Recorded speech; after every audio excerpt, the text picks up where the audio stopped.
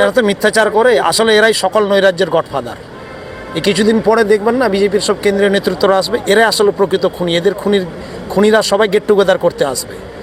এদের মানুষ জারি জুরি এদের ফাঁস হয়ে গেছে, মানুষ এদের চিনে নিয়ে গেছে, বাংলা থেকে এদের বিতাড়িত করেছে, মানুষ বয়কট করেছে।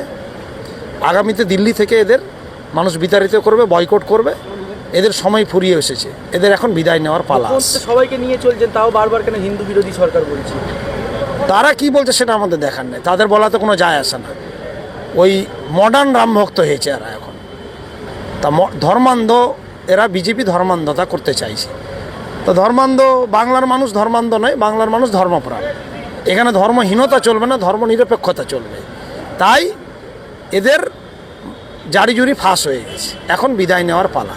তাই এরা এখন গণমাধ্যমে টিকে থাকার জন্য এই ধরনের কথাবার্তা বলে এরা সমাজকে পিছিয়ে নিয়ে যেতে চায়।